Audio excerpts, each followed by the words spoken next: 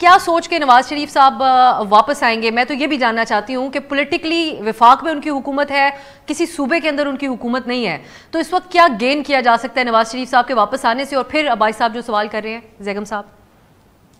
अजीज साहब ठीक कह रहे हैं। अगर आप कानूनी लिहाज से देखें तो जब वापस आएंगे तो उन्हें अपने आप को कानून को सबमिट करना पड़ेगा, और जाहिर है वो शुरू में जेल ही जाएंगे। उसके बाद उनकी ज़मानत, और ज़मानत से भी ज़्यादा अहम बात है, ज़मानत आसान नहीं होगी, अहम बात है उनकी अपीलें। अगर उनकी अपीलें सुनी जाती हैं तो उनका केस काफ़ी मजबूत है, क्योंकि उनके केसेस पहले भी हाई कोर्ट में जब गए ज़मानत के लिए तो हाई कोर्ट की बड़ी सख्त ऑब्जर्वेशंस थी कि किस तरह से ये केस लोअर कोर्ट में किस तरीके से नैब की अदालत में चलाया गया।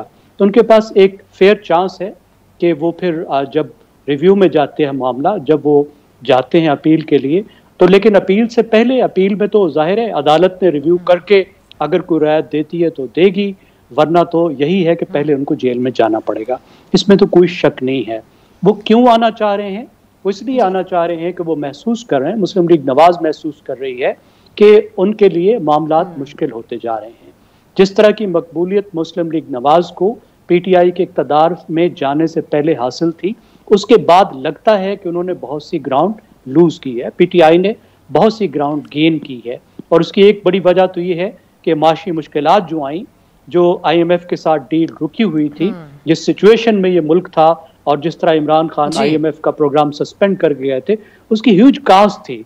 अगरचे कुछ बहुत बड़ी कामयाबियां भी हैं कि पाकिस्तान को ब्रिंक से ये लोग वापस लाए हैं, उस बहरान को तो इन्होंने बड़ी हद तक संभाला है, लेकिन जाहिर है अवाम तो नाराज। लेकिन जैगम साहब जी, अगर आपकी इजाजत, मैं आपसे ये कि लेकिन नवाज शरीफ साहब जो वापस आएंगे, ये ना हो कि उनका वोटर और सपोर्टर उनसे ये सवाल पूछे कि आपने इतनी देर क्यों कर दी वापस आने में, कि आज आपके हक में हैं चीजें, सेंटर में आपकी हुकूमत है और सियासी मुखालिफिन के हवाले से भी बड़े सख्त एक्शन किए जा रहे हैं, तो फेवरेबल माहौल में आप वापस आए हैं, तो ये वो वाली वापसी होगी जिस तरह एक लीडर वापस आता है मुल्क में?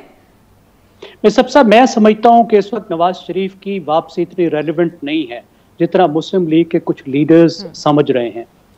मैं उसकी जो है दलील ये दूंगा कि गुज़श्ता 4 साल में जब वो यहाँ पे नहीं थे, पहले कैद में थे और उसके बाद मुल्क से बाहर चले गए, तो पीछे से उनकी पार्टी ने कुछ लूज तो नहीं किया ना उनके लीडर छोड़कर गए, पै दर पै उन्होंने इलेक्शन जीते। जो बाई इलेक्शन थे उसका रिकॉर्ड तो मुस्लिम लीग नवाज का बहुत ही अच्छा रहा। उस वक्त के अगर आप ओपिनियन पोल्स देखें तो मुसलसल गेन कर रहे थे।